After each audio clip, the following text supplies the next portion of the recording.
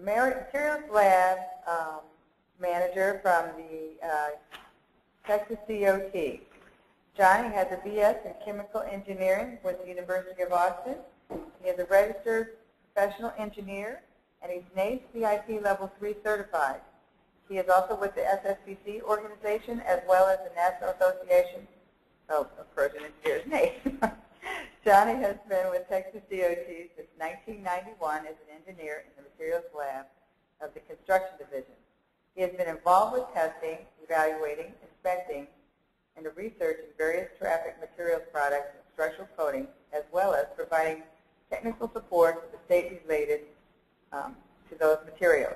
Currently, he is the branch manager for the traffic materials branch of the lab and directs the group's operations and activities, as well as direction, specification, and use by Texas DOT of traffic materials and structural coatings. Please welcome Johnny Miller. Morning, Johnny. Good morning, everyone. My presentation today is on the challenges that the Texas DOT had with the Corpus Christi Harbor Bridge project a few years back. Get this thing working. We're here. Are you? All right. Are you having a problem? There we go. Okay. In 2004, the department led a contract for the reblast and repaint of the Corpus Christi Harbor Bridge. It was the bridge encompasses a total square foot area a little over 800,000 square feet. As you can see from the awarded bid, it came in at under $10 a square foot. Again, the structure is a little over a mile long with steel plate girder approaches and an arched through truss spanning a ship channel. The paint specifications called for SSBC QP1 and 2 certified contractor, QP2 because we suspected that there might still be lead-based paint on the bridge. Surface prep was supposed to be SP10 near white with a 3-coat paint system, zinc-rich primer, your intermediate with a stripe, and a polyurethane or equivalent top coat. Now the contractor had the option of using either or Texdot formulation paints, or he could go with a system of paints that were specifically approved for this one-time project. Some constraints at the outset that we were concerned about was we had some museums in the area that the bridge spanned, and the contractor's operations could not interfere with the parking lots or the visitors to the museum. This actually didn't end up being a problem, but it was something we were concerned about delaying operations or interfering with the operations. And the other concern was the portion of the work over the ship channel could not impede ship traffic. And so the contractor was restricted on his containment. It could not exceed 1 foot below the lowest chord on the bridge, and he could only work during the months of January, February, and March, as this was the low tide for the ship channel. Again, this did not quite come into play, but it was concerned at the beginning of the project that we were mindful of. The contractor used a corrugated aluminum containment system for his flooring, and he chose to use one of the systems, selected systems from the approved list for this project, being a moisture cured urethane, zinc primer, and a rapid set polyurethane for both the intermediate and top coat applications. It was a system designed for a rapid deployment, specifically for 2-coat applications that the contractor was going to stretch into a 3-coat application. On the project personnel, the project engineer was really responsible for the overall administration of the contracts, and was not involved on a day-to-day basis. The project inspector, the lead inspector on the project, was responsible for the day-to-day management of the project. And then my office provided inspection and technical support to the project, along with oversight of a third-party inspection that we brought in to assist with the project. Now, the contractor began his operations on the north end on the plate girder approaches. You can see here that this is the south end, but the north end was very similar. You have an elevated portion and a series of 10 girders with diaphragm cross frames. This was what we considered the easy part of the project. At the start of the project, we didn't have the third-party inspection contract up and running yet, so my office supplied the inspection team.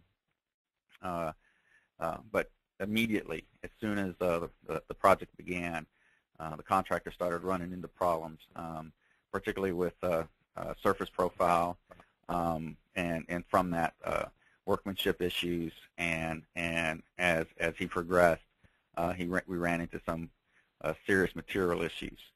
On the anchor profile, as soon as he started his blasting operations, he was finding surface profile in the range of 3 to 5 mils. Now, the spec called for the surface profile to be within 1.5 to 3 mils. So he immediately issued a change order request in excess of $1.4 million for additional compensation to deal with the high profile. Now, we felt that was a bit excessive, especially considering that when we did site investigations, we could not differentiate the anchor profile from the contractor's own operations from that existing on the steel. When we had the contractor blast using his grit mix and operating pressures, brand new steel plate panels, he would also obtain profile anchor profile readings in the range of 3 to 4 mils, which is what we were finding on the project. We brought in KTA, the third-party inspection firm, to look at it, and they found the same thing and presented it in a study paper titled "Factors Influencing Anchor Profile," which they presented at the SSPC 2007 annual conference. Because of this, TxDOT determined that the contractor was partially responsible for obtaining the large profile pattern, and denied the $1.4 million request, although we were willing to compensate the contractor for the additional materials that would be required to meet the deeper profile. However, because we denied the request, that created some tensions between the contractor and the department, and that spilled over into later on when the contractor was experiencing workmanship issues, which we felt were a result of some of his operations and the deeper anchor profile. What we were finding was as the contractor was trying to deal with the deep profile, his paint crew was having a hard time getting consistent DFT readings.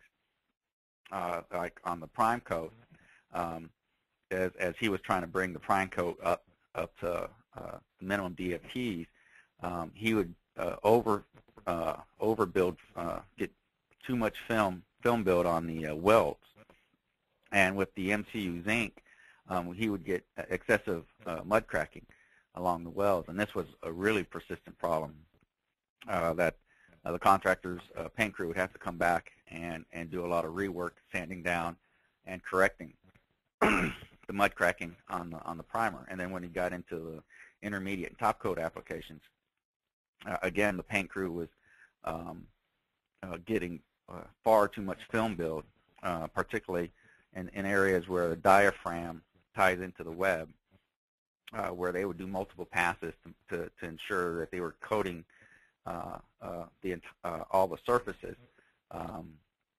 Again, we would get very, very high film DFTs, and you would see runs and sags and other high film problems that the paint crew would have to come back and rework. All this rework was creating extensive delays, which cut into the contractor's production schedule. And because his bid was so low, being $8 million, the next lowest bid was at $10 million. He had to meet a certain production schedule if he was going to realize any sort of profit on the project, and he wasn't meeting that schedule at all. I mentioned lighting in as far as painting practices. We felt that within the containment being so tight, that it was very, very dark within the containment, particularly during the blasting operations. And we were finding that that the lighting was so low that the blast crew was missing lots of areas. The spec cited SSPC Guide 12, which deals with lighting on a painting project, to force the contractor to bring in some more lighting. But even then, he did not use any fixed lighting, and chose instead to use handheld lighting.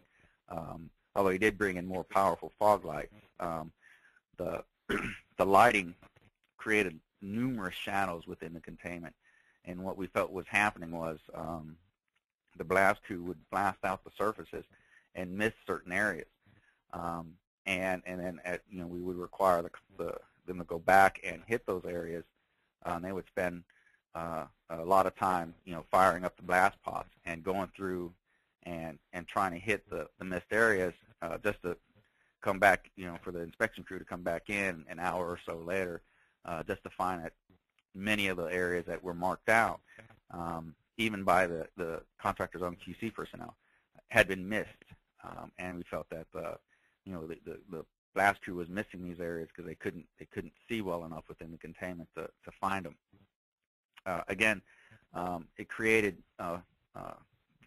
huge production delays, which elevated the tensions on the project between the contractor and the TxDOT inspection team. I mentioned SSPC PA2. That was, we cited PA2 in the specification as far as the DFT readings.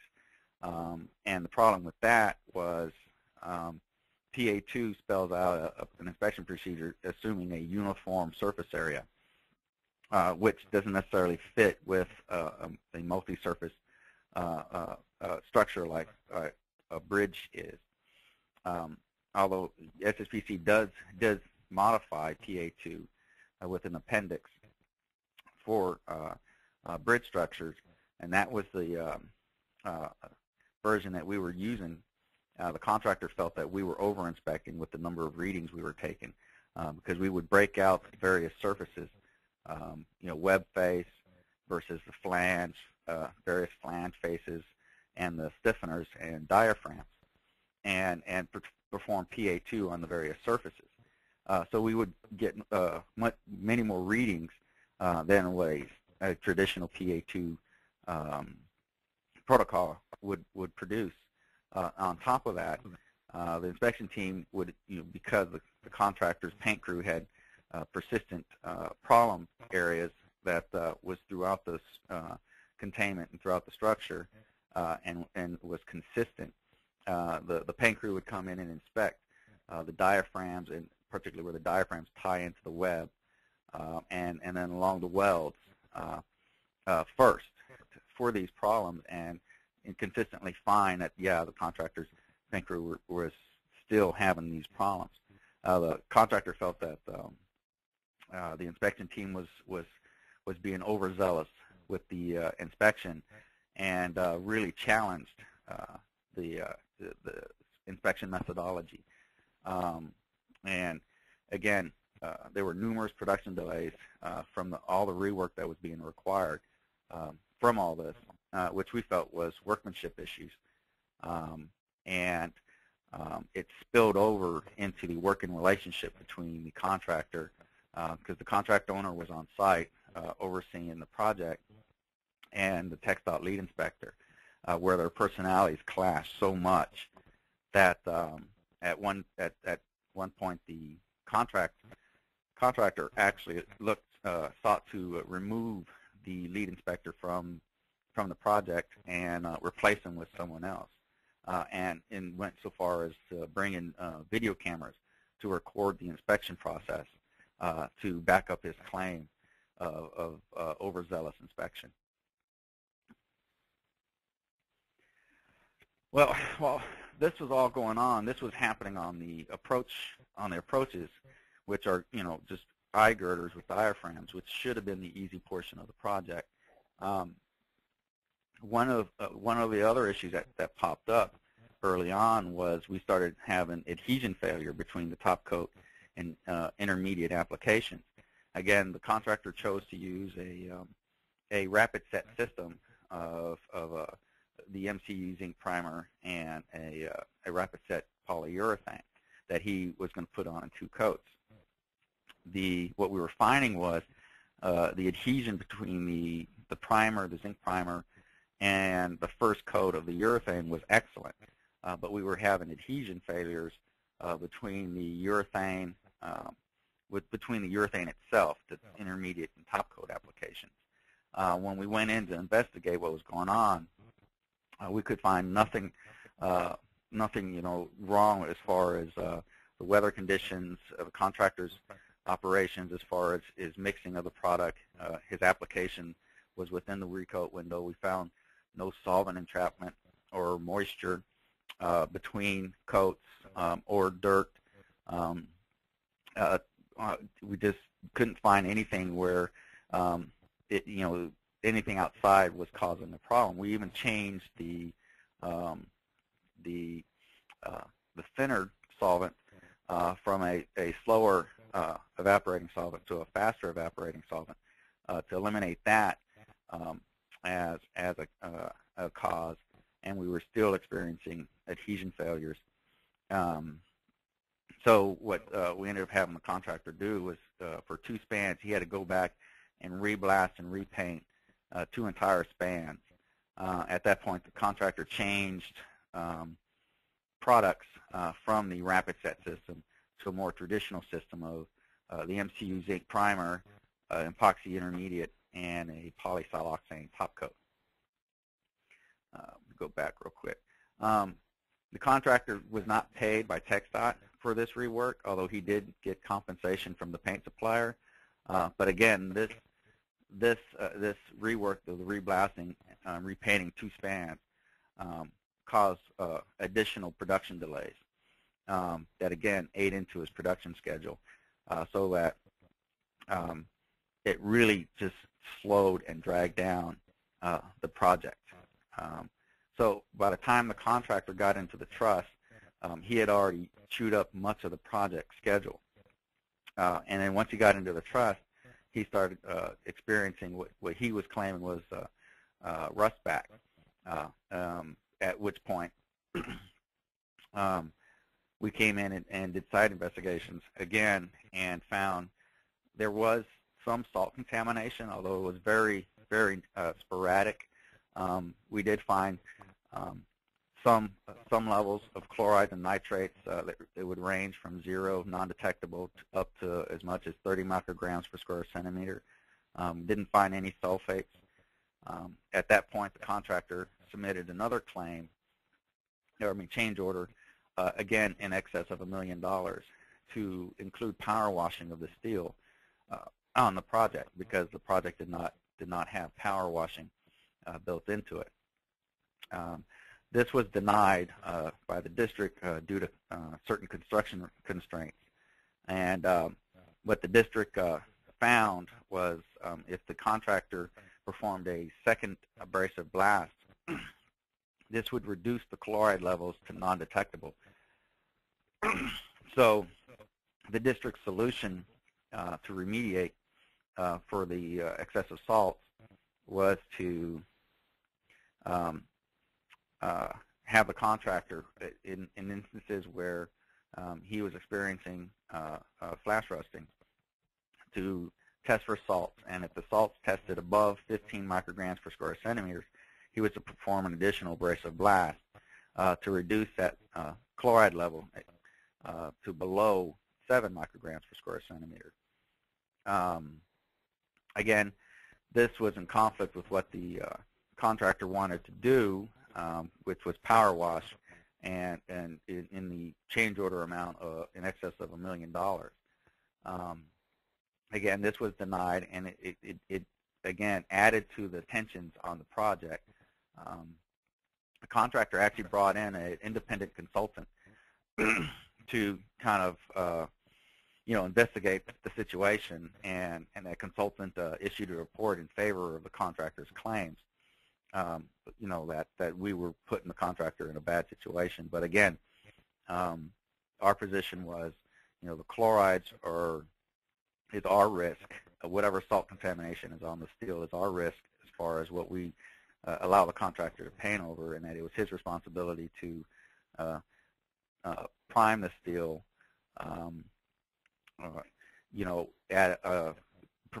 get the steel to a SP10 prepared surface, and then prime it. We did allocate a little over $200,000 for the additional abrasive blasting that the contractor was expected to do for the elevated chloride levels. But very little money was actually paid out of that, because what we were finding was we felt the contractor's own operations was creating this flash rusting situation, in that oftentimes he would blast and then allow the steel to sit, sometimes for three or more days before he'd come in and try to prime. And again, he'd be required to bring the steel back to an SP10 level, and he would expect compensation for that work, which he was denied. We also felt that his operations contributed to the whatever conditions in the because he was not holding conditions within the containment appropriately with his units. We felt that his containment was oversized, and that he was not bringing in enough equipment to manage the large volume that his containment within the truss was. So again, the contractor issued change order requests that were denied, and so he was being frustrated in that sense as far as seeking additional compensation, and again, it slowed down his operations, and so by the time that he reached the truss portion and was working within the trusses, he had already used up 70% of the time, the project time allocation, and the project funding. The way TxDOT had, this was a lump sum project, and the way TxDOT had allocated the funding for the project was they took the lump sum and divided it equally among the spans, not taking into account that the truss areas would be more difficult and require more resources to finish, particularly since there was more steel within the truss, and it was more difficult to blast the box girders, and the fact that we also required stripe coating within the truss area and not with on the approach girders. So what ended up happening was the contractor was paid equal portions per span, and so by the time he reached the truss and got finished with the plate girder sections, he had already been paid 70% of the funding allocation for the project, with pretty much the entire truss left to do. In addition to that, because of all the production delays, he had already been charged about 70% of the production time. or project time. And so it just really wasn't feasible to expect the contractor to finish out the truss with only 30% of the funding left and 30% of the project work time left. So at that point, he pulled his work crew from the project and ceased all activities. And he sought to get out of the contract, citing a breach of contract on the part of TxDOT, citing varying site condition because of the excessive anchor profile and salt contamination that he was not allowed. He felt that he was not allowed to remediate properly, and he even cited the fact that the over-inspection and his ability to videotape that inspection to prove what he felt was overzealous inspection. In the end, TxDOT agreed to let him out of the contract on the stipulation that he would not seek additional compensation through the claims process, with realizing that if the contractor had gone through claims, that he would probably receive some funding back to deal because of the additional materials required to meet the minimum DFTs because of the higher anchor profile than what was specified. But we let the contractor out of the contract with the stipulation that he wouldn't file claims, and then TxDOT went to the claim company, or the bonding company, to try to get the bonding company to find a contractor to finish the project with the under the existing contract, which again they almost ended up having to default the bonding company because the bonding company couldn't find anybody to finish the project. Again, the truss, pretty much the entire truss portion was left to paint out, blast and paint, and there was only 30% of their original contract monies left, and 30% of the contract time left. So it just was not reasonable to expect that to be finished under those conditions. So the TxDOT eventually canceled that contract and recently relet it in 2010, January 2010. It was relet, and that contract it was relet with additional structural steel repairs. The contract was awarded. The total contract was a little over $23 million, but that included structural repair work. The painting portion work was estimated at $18 to $20 million. So you can contrast that with the $8 million that was originally awarded for the work, and this $18 million only includes overcoating of the approaches and not complete blast and repaint. So some of the things that we learned from this project was, you have to be really, really mindful of what the project gets awarded at, the bid price it gets awarded at.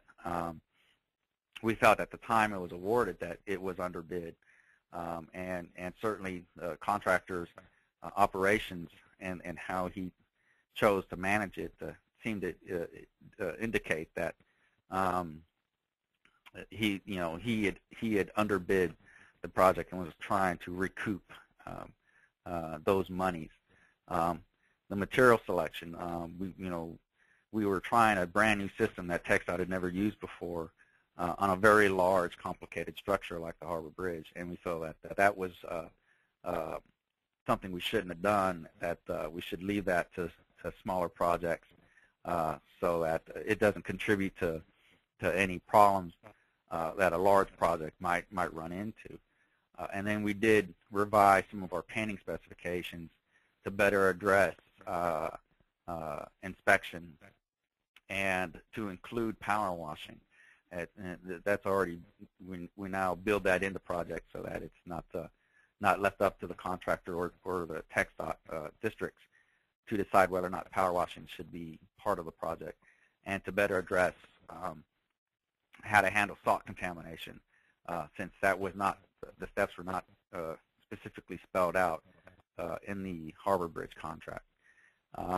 And then we are implementing third-party inspection contracts to have third-party consultant inspectors help with the inspection on particularly our larger bridge painting projects, so that the TxDOT project inspector can concentrate on other things and not be required to necessarily man a project or the inspection on areas of inspection that he is unfamiliar with.